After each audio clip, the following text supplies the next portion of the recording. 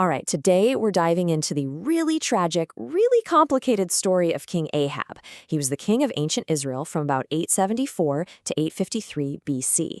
And here's the thing about Ahab. He was an absolute master of the battlefield, a king who won wars that were by all accounts impossible to win. But his personal choices, they set him on a collision course with his own prophets, with his people's laws, and, in the end, with God himself. His story really makes you ask this question that's just as relevant today as it was then. Can you win all your wars but lose your soul? Is it possible for a leader to just rack up win after win, politically and militarily, while their moral compass is just completely shattered? Well, Ahab's life is a fascinating and pretty cautionary look into that very conflict. So here's how we're going to break his story down. First, we'll look at Ahab the victor, the guy who defied all the odds on the battlefield. Then, we'll see how his greed over something as simple as a vineyard becomes the point of no return. After that, we'll watch a prophecy and a single random arrow seal his fate. And finally, we'll try to make sense of the really complicated legacy he left behind. Okay, so first up, let's meet Ahab, the military commander. He is facing a threat that could wipe his kingdom off the map. But what's so wild is that his biggest wins on the battlefield happen at the exact same time as his biggest spiritual failures. Now, the enemy knocking at the door was Aram Damascus. You might see it called Syria in your Bible. Their king, Ben-Hadad II, was the undisputed heavyweight champion of the region. So for Israel, the stakes couldn't be higher. They were steering down the very real possibility of just becoming another territory under his control. And just look at this mismatch. It's almost comical. Ben-Hadad rolls up with a coalition of 32 kings, a gigantic, super confident army. And God's instruction to Ahab? Don't even bother with your elite troops. I want you to send out just 232 young officers from the provinces to lead the charge. I mean, on paper, this isn't a battle. It is a straight-up suicide mission. And yet, Israel wins.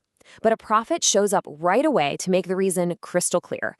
This victory wasn't some kind of reward for Ahab being a good guy.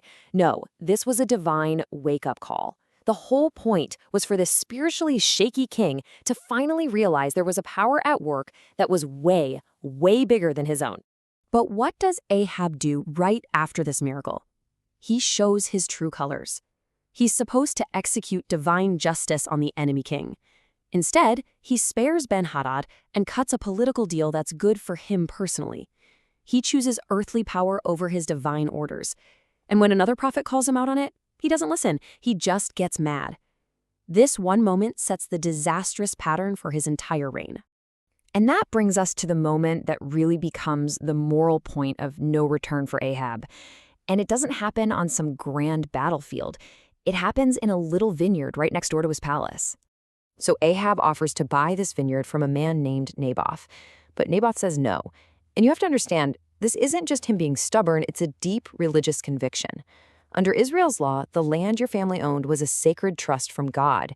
It was your inheritance, tying you to God's promises. It wasn't just a piece of real estate you could sell, especially not to a king who should know better. Ahab goes home and sulks like a child who didn't get his way. But his wife, Queen Jezebel, she sees an opportunity. She comes from this foreign idea of absolute monarchy, where whatever the king wants, the king gets.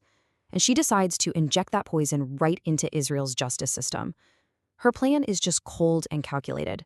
She hires false witnesses, fakes a public trial, and has the completely innocent Naboth legally executed for crimes he didn't commit. It's a state-sponsored murder, all to get a vegetable garden. So as Ahab is strolling down to claim his brand new property, who does he run into? The prophet Elijah. And Elijah's question? Wow, it cuts right to the heart of it. He's not just asking a question, he's acting like a divine prosecutor, laying out the charges against the king. Now, faced with this prophecy that his entire family line will be wiped out, Ahab does something totally unexpected. He actually repents. He tears his clothes, he fasts, he humbles himself, and because of that, God delays the judgment. But here's the key thing to remember. It's delayed, not canceled. That sentence of doom is still hanging over his house. So, 3 years of a very tense peace go by, and now we get to the final act, where that postponed judgment finally arrives, and in a way that nobody could have seen coming. Ahab decides he wants to go to war to retake a key city. But first, he gets all his prophets together, a whole court of 400 guys. And what do you think they say? In this massive echo chamber, they all tell him exactly what he wants to hear. Go for it. God's going to hand it right over to you. But his ally in this war, King Jehoshaphat of Judah, he's a little suspicious of this unanimous vote. He's like, isn't there anyone else we can ask? A real prophet of the Lord? Turns out there is one guy, Micaiah. And Ahab's response says it all. Ugh, I hate that guy. He never says anything good about me, only bad. Well, they bring Micaiah in, and he tells the brutal truth. This battle will be a disaster. Israel's army will be scattered, and the king will die. So Ahab, thinking he can outsmart prophecy, hatches a plan. He's still going to go into battle, but he's not going dressed as the king. Nope, he'll put on the armor of a regular soldier. He'll just blend in, become an anonymous target. The battle is raging. An enemy archer, not aiming at anyone special, just pulls back his bow and lets an arrow fly at a venture, a completely random shot into the chaos of the fight. And that single, random arrow finds a tiny little gap in the armor of the one guy on the entire battlefield who's in disguise. Ahab is hit, and it's a mortal wound. He slowly bleeds out in his chariot. Later, when they're washing the chariot, dogs come and lick up his blood. A gruesome and literal fulfillment of what Elijah prophesied would happen back at the vineyard. Unbelievable. So, after all of that, how do you even begin to sum up a guy like Ahab? How do you balance his very real successes with his absolutely catastrophic failures? Well, this is the paradox of King Ahab, isn't it? If you look at one side of the ledger, you've got a pretty competent leader. He beat the Arameans twice, he made smart treaties and alliances. But on the other side of the ledger, you have a complete moral disaster. A king who allowed idolatry to flourish, who approved the murder of an innocent man just to get some land, and who time and time again just ignored the moral laws of his own kingdom. In the end, Ahab's story really forces us to wrestle with a tough question. What's more important, a leader's accomplishments or their character? Because his life seems to suggest that no amount of worldly success can ever really make up for a fundamental failure of the soul.